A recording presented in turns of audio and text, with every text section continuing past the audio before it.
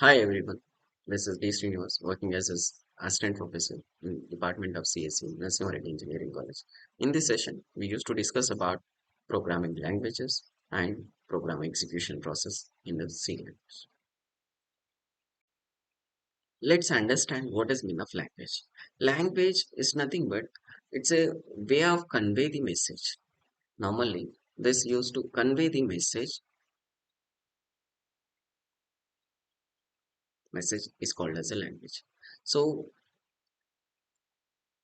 in order to pass your instructions, we need to write the some programming language. We need to learn because my computer human can understand the human language, thus human language. Next, here it is computer, it is electronic device which can understand the machinery language, which means that zeros and ones. But human cannot understand. For example, I want to pass the instruction as hello. I cannot pass this hello instruction directly to the computer because computer will not understand what is mean of hello. So that will understand only zeros and ones. So this is called as a missionary language which contains zeros and ones.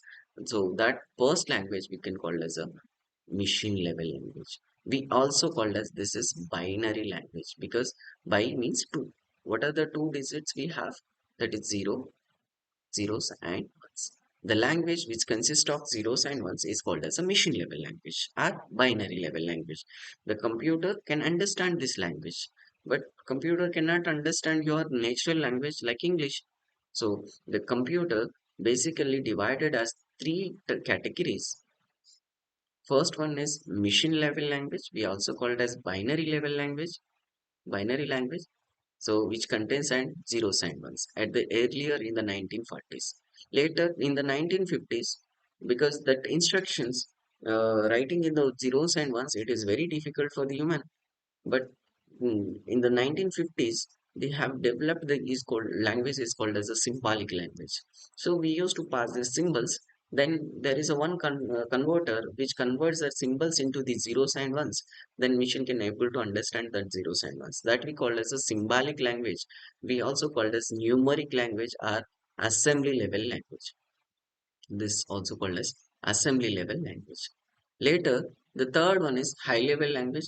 In the 1960s, we can also call it as natural language. High level language is also called as natural language, which we can understand. User can understand, programmer can understand, just like using English. This is comes under high level language. Let's understand what is the meaning of the machine level language, what is the purpose of it, and how it will be like looking like.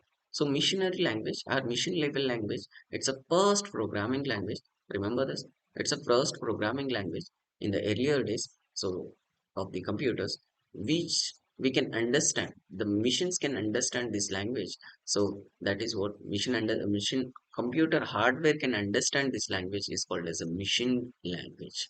So this is consist of zeros and ones. So earlier we mentioned the power button is designed in the consisting of zeros and ones. It means that the machine will able to understand only the zeros and ones instructions. So this is contains of zeros and ones. That's what we mentioned as binary level language. This is also called as binary language. Next, internally, the computer consists of made of switches, transistors, or any other electronic components.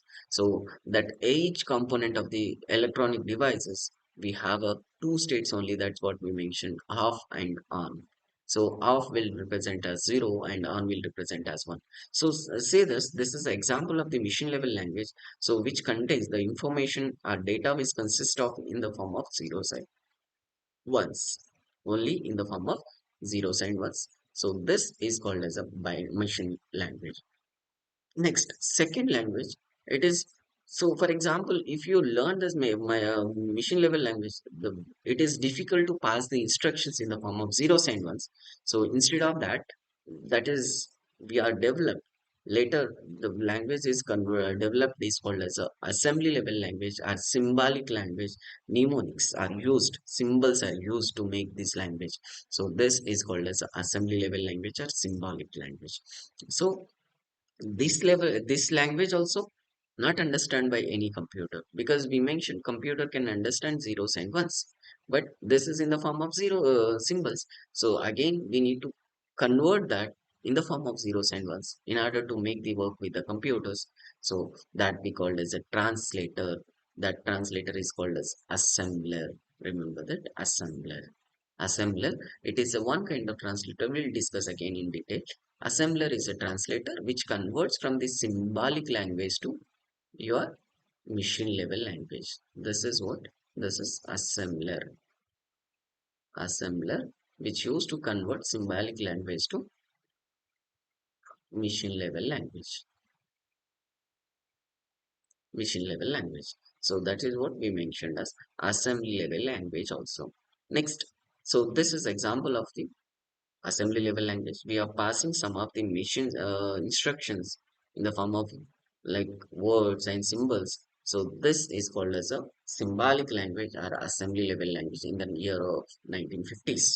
Later, high level language. It is like as a human readable language, or human can understand this, programmer can understand this language, natural language, just like English. So high level language instructions, again machine cannot understand. We need a translator to convert that high level language. For example, we have a hello, we need to convert in the form of zeros and ones, because machine has to understand only zeros and ones. Machine will understand only zeros and ones. So there is a one translator is called high level to machine level compiler or interpreter. These are the converters. One converter is called compiler that used to convert from high level language to machine level language. Remember the word, the first high level language is Fortran. First high level language is Fortran. Some of the other languages, C, C++, Java, COBOL, these all are high level languages. So here it is one C programming is mentioned. It's a one kind of high level language.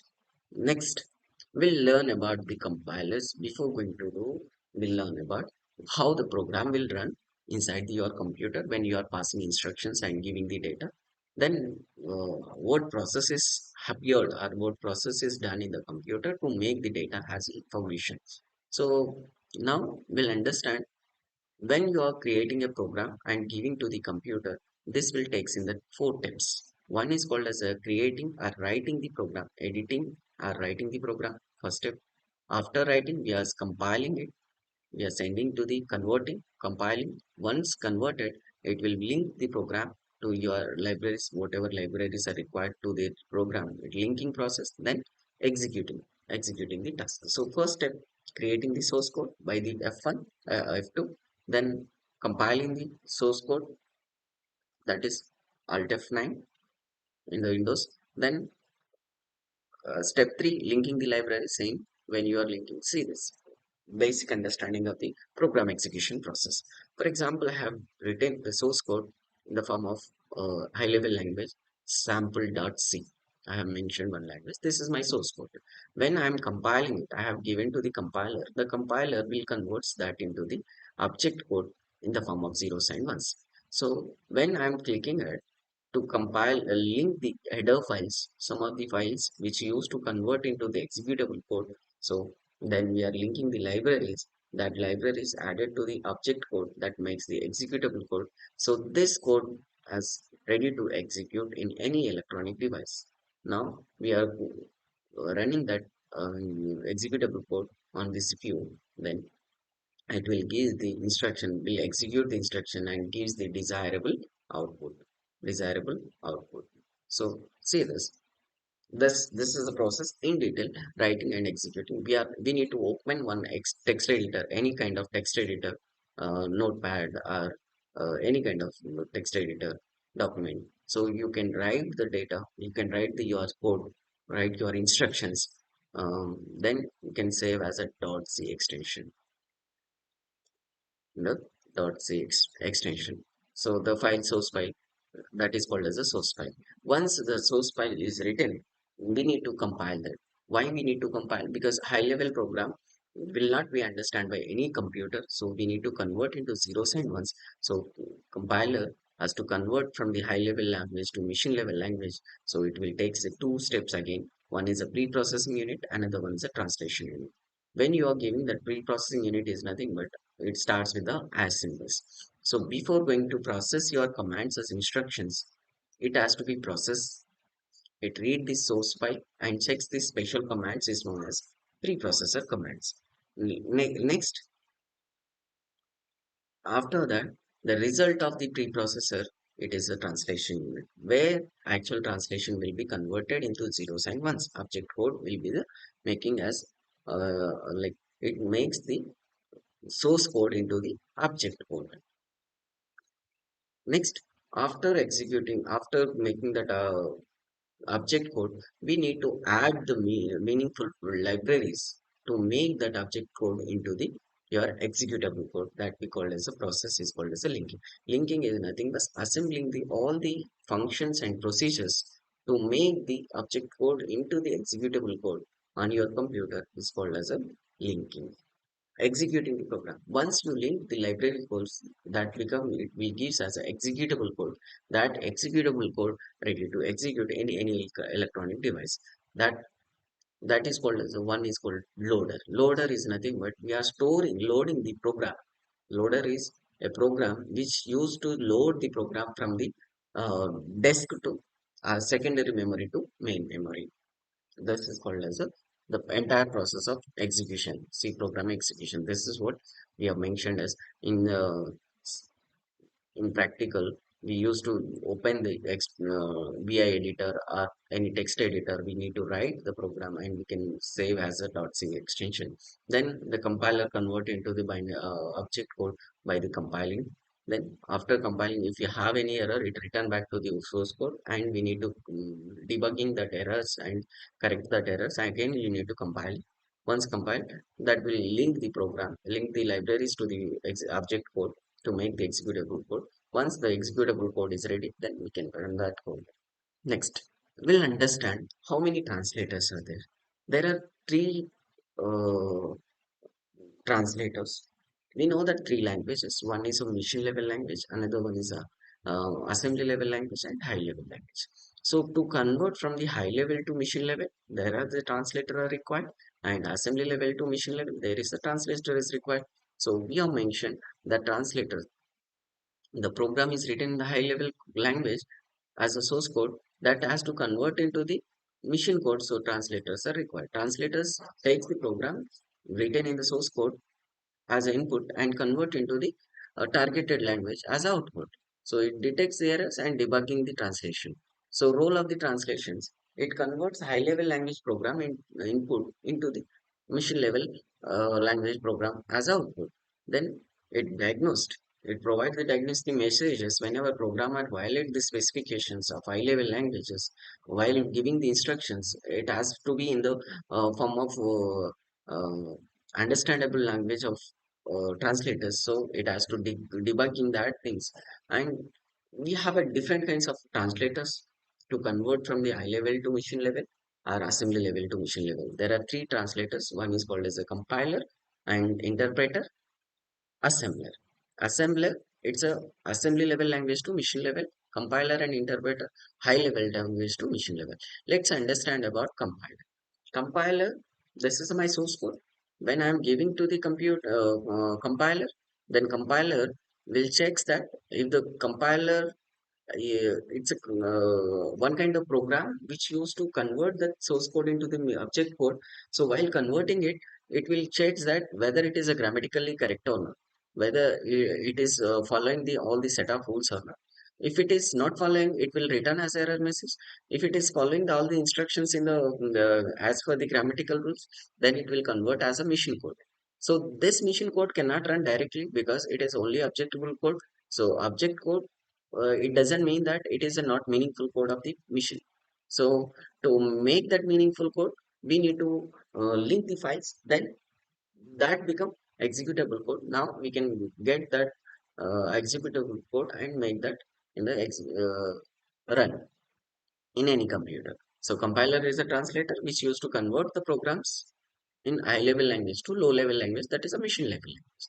It translate entire the program. Remember this word, this whole program at once. That translate the source program, complete entire whole program into machine code at once. Second, interpreter. Interpreter also it converts from the high level to machine level, but there is a one condition here. The source code will be converted in the form of like step by step manner. So that is called a line by line converter. So when if what's the difference between compiler and interpreter? The compiler will convert the whole program into the machine code, but interpreter it converts line by line. If it is required any input and if it is required any kind of input and output events, then it will carry that events and execute directly. It makes the executable code itself. So there is no intermediary machine code. Directly interpreter will generate the executable code, but compiler will not generate any executable code. So only it will create the object code. We can call it as a object code. Object code doesn't have any sense because machine will not understand that instructions. So to make that object code, we need to add the library files. Then it will become executable code. But interpreter by itself, it's as executable code. It will convert as executable code. So interpreter also translator, it converts high level to low level, and it reports by line converter. That's it. Remember that it reports the errors line by line. Once it is encountered, until the clear of that error, it won't move to the next line. But it will not. For example, you have a program in the 10 lines of program. For example, you have a error in 3 line and 6 line. So it will be encounter all the errors at a time. Say 3 and 6 and something like 10, all the errors can be encountered in the compiler itself, and it will give as a one time itself. But in this, if have a 10 lines of program, it will be converted. For example, if you have a error in 3 line, until clearing of these 3 line, it can't go for the interpreting for the next line. So this is called as a interpreter. It's a line by line executor. It is an operation specified in the source program when input is given by the user. So this is what it is better gives the results compared to your compiler, right? Next, third one is assembly level to machine level. So there is a one translator is called as assembler. So which converts from the assembly level to machine level. So symbolic language to your machine level. This is what today's topic. Next, in the next video, we'll talk about the algorithms. We'll learn about algorithms. What is mean of algorithm? How we can run that algorithms. Thank you.